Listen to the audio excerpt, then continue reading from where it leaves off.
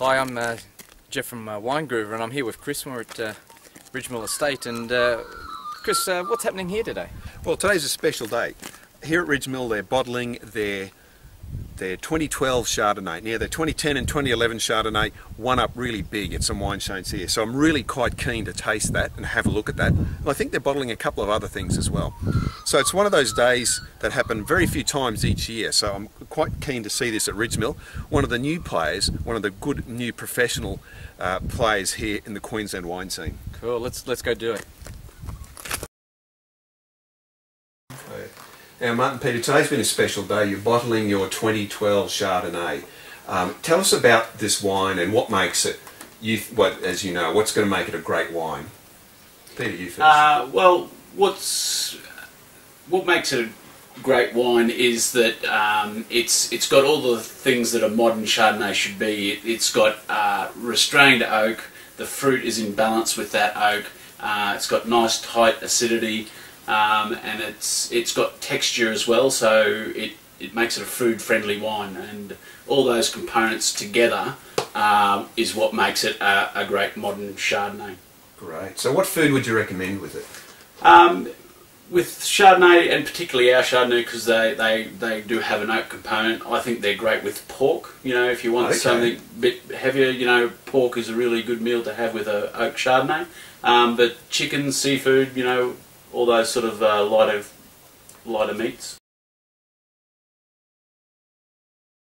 2009 won the trophy and a couple of gold for us.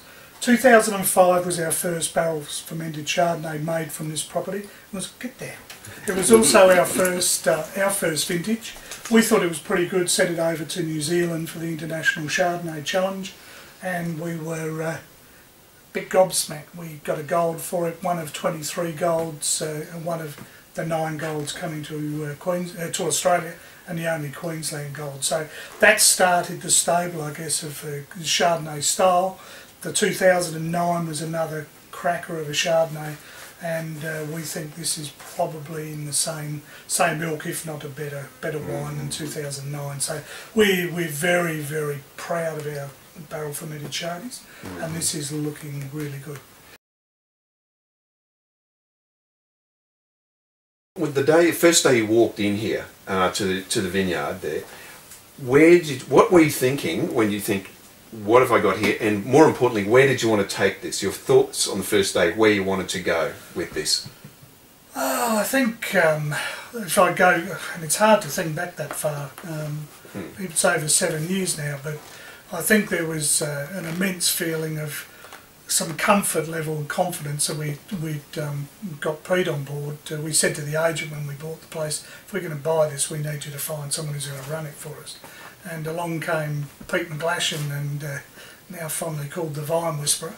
Pete had a good look at the vineyard and said, yeah, it's in pretty good nick, and that, I think it was that confidence when we walked in the first day that we've got someone who knows something about what we're doing. We had this vision, and it was about making a barrel fermented Chardonnay. Right from day one we said, that's what we want to do and be good at up front. Eloise is our first sparkling. It's methode traditionnelle, so it's made in the true French style. So it's bottle fermented, disgorged and liqueured. We made the base wine here and sent down to Chardonnay, who did all the disgorge and liqueuring for us. And we're really, really happy.